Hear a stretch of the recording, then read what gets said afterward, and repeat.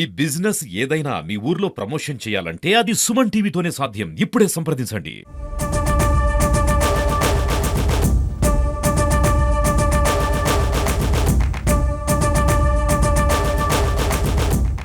DSP Padasarathi అవినీతి పరుడు అంటే తను నమ్మట్లేదని చెప్తుంది వాళ్ళ ఇంట్లో పనిచేసే పని మనిషి. ప్రస్తుతం మనతో పాటు ఆ మహిళ ఉన్నారు. అసలు వాళ్ళు రోజువారీ కార్యకలాపాలు ఏం చేస్తారు, ఇటువంటి అవినీతి ఎప్పుడైనా ఆమె కంట్లో పడిందా, లేకపోతే ఆమె వాళ్ళ వ్యక్తిత్వం ఎలా ఉండేదో విషయాలు ఆమెతో తెలుసుకుందాం. చెప్పమ్మా, ఎట్లా ఉండేవాళ్ళు డిఎస్పీ గారు మీతో?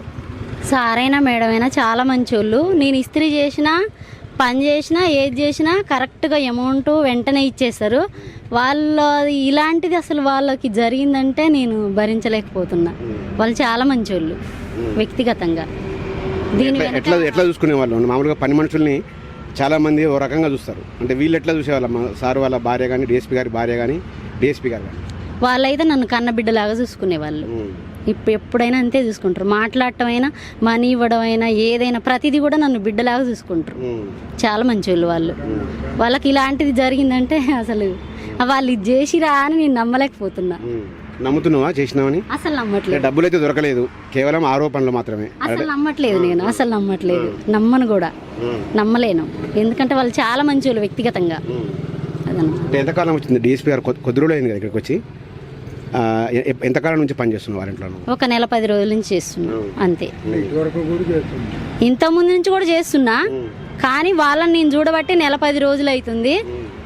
ఎన్ని రోజులు చూడాలి సార్ వాళ్ళని? ఎవరినైనా వాళ్ళు మాట్లాడే విధానం కానీ, వాళ్ళు డబ్బులు ఇచ్చే విధానం కానీ, వాళ్ళు అన్నం పెట్టే విధానం కానీ ప్రతిదీ నేను చూస్తున్నా. చాలా మంచి వాళ్ళు వ్యక్తిగతంగా. అసలు ఇలాంటిది నేను నమ్మలేకపోతున్నా. చాలా బాధ అనిపిస్తుంది, ఏడుపు కూడా వస్తుంది నాకైతే. అది సార్ జైలుకి పోబోతుండు, ఏంది పరిస్థితి? ఏమని ఎక్కడ పని చేస్తుంది? ఏమో సార్, నాకు అర్థం కావట్లేదు. నాకు చాలా ధైర్యం వాళ్ళు అండ, కానీ వాళ్ళు అట్లా వెళ్ళిపోతుందంటే భరించలేకపోతున్నా. బాధగా ఉంది చాలా. ఇది అబద్ధం అనిపిస్తే బాగుండు అనిపిస్తుంది. డబ్బులు అదంతా మాట్లాడిన వాళ్ళు ఎవరో కానీ ఆయన ఎన్ని కోట్లు దొబ్బిండో, అనవసరంగా సార్ మీద ఎన్ని రుద్దిర్రు. ఏదైనా చేస్తే అక్కడ చేయాలి, కానీ ఇక్కడ చేసి ఇట్లా మంచి వాళ్ళకి చెడ్డ పేరు తీసుకురావడం అనేది మంచిది కాదు. ఇంకా వీళ్ళ ఆలోచనలు వీళ్ళ అంతా ఎడిపోతుందో అర్థం కావట్లేదు అసలు. సమాజం మంచి వాళ్ళ మీద చెడ్డది రుద్దేస్తుర్రు, చెడ్డోళ్ళు ఎవరో తీయలేకపోతున్నారు. ఇది మొత్తంగా చెప్తా ఉంది.